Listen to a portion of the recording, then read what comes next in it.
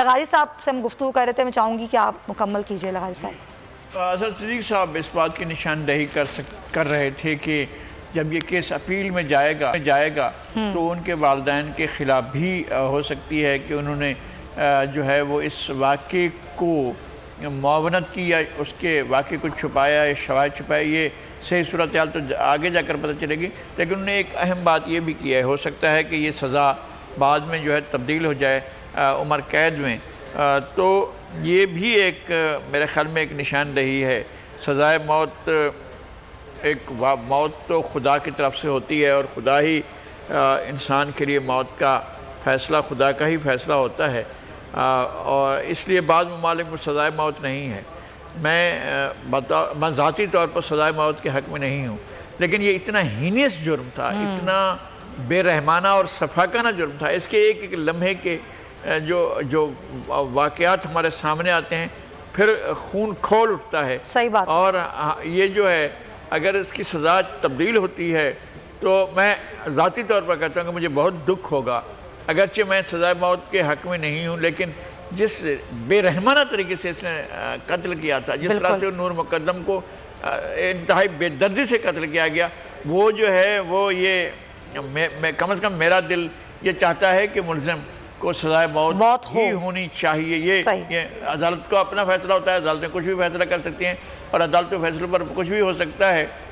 ये और ये कि उनके वालिदैन को बरी किया गया है, तो मेरे ख़्याल में ये भी एक शायद अदालत ही ऐसा फ़ैसला कर सकती है और अदालत ही ऐसा फ़ैसला करने की मजाज़ थी, लेकिन उन्होंने अपने बेटे के जुर्म को छुपाने की बहरहाल कोशिश की है। तो अब अदालत को उसके शवाहिद मिले नहीं मिले, लेकिन हमारे सामने जो बातें होती रही हैं उसमें तो यही था कि वालिदैन को भी इस शरीक जुर्म समझा गया है। तो ये बहुत ही सोचा समझा फ़ैसला है और उसके कॉन्सिक्वेंसेस भी देखे गए हैं, लेकिन मेरे ख़्याल में अदालतों को कॉन्सिक्वेंसेस नहीं देखने चाहिए और अदालतों को वो फ़ैसला बहरहाल करना चाहिए जो फ़ैसला कानून की रूह से हो सकता हो। तो बाद में इन फ़ैसलों के ऊपर जब अपीलें होंगी तो तभी जाकर पता चलेगा कि और मज़ीद क्या हक़ाइक़ थे जो सामने। लेकिन हम यही चाहते हैं कि चाहे कुछ भी हो, लेकिन जो सज़ा दी गई है वो सज़ा पे अमल दरामद हो, सज़ाए मौत ही मिले ज़ाहिर जाफ़र को। शायद सभी की ख्वाहिश है, जितना बेरहमाना कत्ल किया गया। आपने बिल्कुल दुरुस्त कहा। हमें ग़ुलाम मुर्तज़ा भी ज्वाइन कर चुके हैं, ब्यूरो हेड, लेकिन जमील फ़ारूकी से पहले बात करते हैं। जमील, बड़ा तारीख़ी फ़ैसला आया है और यही फ़ैसला एक्सपेक्टेड था। देखें, अभी अजहर सिद्दीक साहब ने कुछ देर पहले कहा कि बड़ा स्पीडी ट्रायल हुआ है। जाहिर है कि जिस मुल्क के अंदर एक छकड़ा वैन की तरह निज़ाम इंसाफ चल रहा हो, वहाँ अगर 4 महीने 8 दिन के ट्रायल के बाद फैसला आता है तो उसको कंपैरेटिवली स्पीडी ही समझा जाएगा, इससे ज़्यादा स्पीडी हो सकता था। अब ये सेशन कोर्ट है और सेशन कोर्ट का आने वाला फैसला पहले तो हाई कोर्ट में जाएगा ना। अब सबसे बड़ी बात यह है कि हमारी सिविल सोसाइटी जो शौकत मुकद्दम के साथ खड़ी हुई है या नूर मुकद्दम साहिबा की फैमिली के साथ खड़ी हुई है, यही वो सिविल सोसाइटी होगी जो डेथ सेंटेंस के ऊपर कल निकलेगी। ये लिख के रख लें आप। हमारे मुल्क के अंदर कई दफ़ा जब भी सज़ाए मौत देने की बात आती है, सबसे पहले ये सिविल सोसाइटी बाहर निकलती है और कहते हैं कि जी सज़ाए मौत ना दें, बाकी चाहे कोई भी सज़ा दे दें। तो ये बड़े मामलात हैं। ये अभी टेस्ट शुरू हुआ है हमारे निज़ाम इंसाफ का, क्योंकि ये एडिशनल सेशन जज का फैसला है। इसके बाद जिनके ऊपर जुर्म साबित हुआ है उनके पास तमाम तर राइट है कि वो हाई कोर्ट में भी जाएं और सुप्रीम कोर्ट में भी जाएं।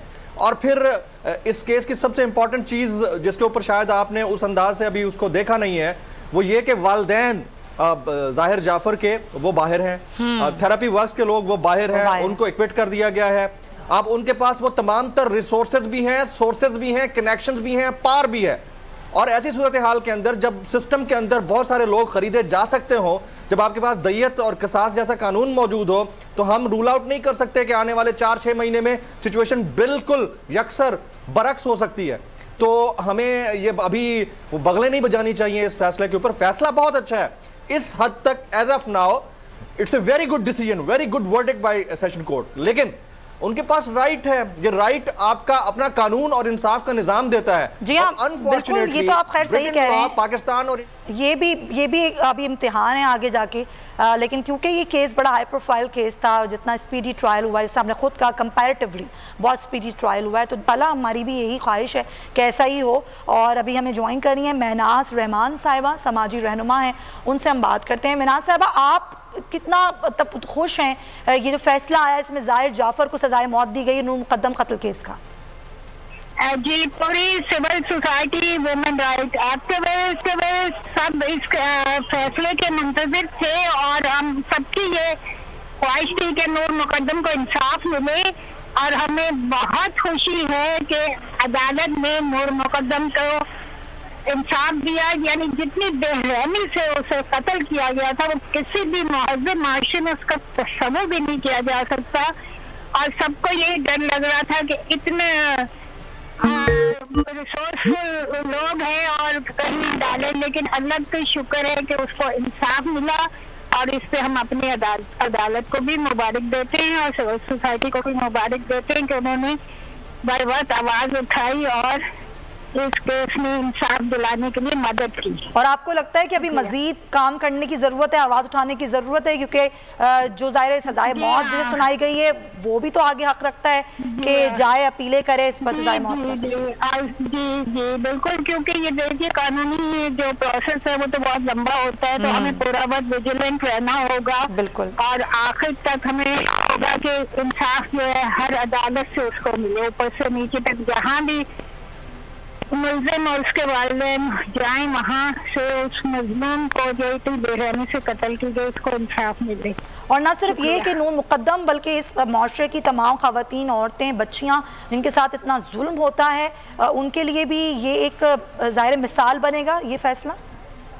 जी बिल्कुल, इससे सबको तहफ़्फ़ुज़ मिलेगा और आइंदा ऐसे लोगों को इबरत हासिल होगी जो इतना जुल्म करते हैं लड़कियों पे। बहुत शुक्रिया आपका। मिनाज रहमान साहिबा हमारे साथ मौजूद हैं। गुलाम मुर्तज़ा, ज़ाहिर ये बड़ा अहम था मामला और इस पर ये चाहते थे कि यही फैसला आए, सजाए मौत का ही आए और आगे भी सभी की ये ख्वाहिश है कि जिस तरीके से कत्ल किया गया, जितनी बेदर्दी से सफ़ाकाना कत्ल किया गया, तो सजाए मौत पर अमल दरामद भी हो। क्या कहेंगे?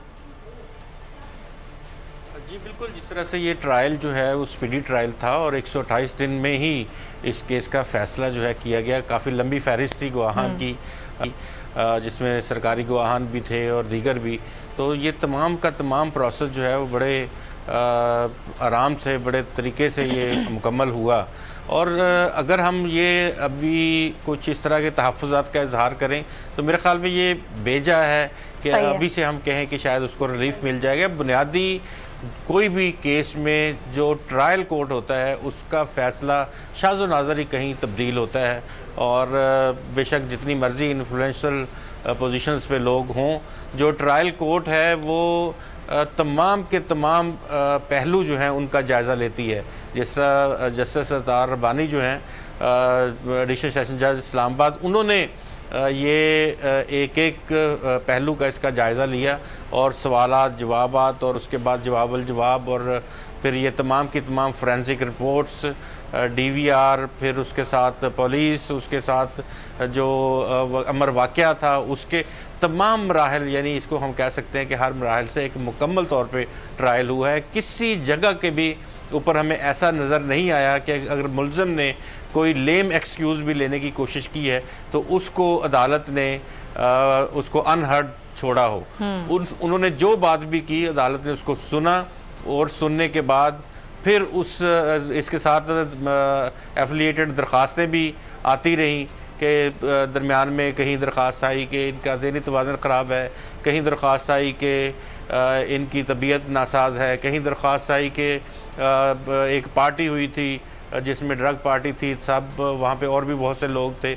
इस तरह की बहुत सारी चीज़ें सामने आती रहीं, लेकिन अदालत ने अपना फोकस जो था वो मेन जो जुर्म जो है वो सरजद हुआ था उसके ऊपर रखा और 302 के तहत इसमें एक थोड़ी सी मैं अर्ज़ करूँ अगर कि ये जो 149 मुश्तरका गर्ज़ का जो उन्होंने ख़त्म किया है कुछ लोगों पे, वो उनको भी कोई ना कोई उसमें मुर्तज़ा, वो तो आपकी बात बिल्कुल ठीक है। सब्सक्राइब करें और बेल दबाएं ताकि कोई खबर रह न जाए।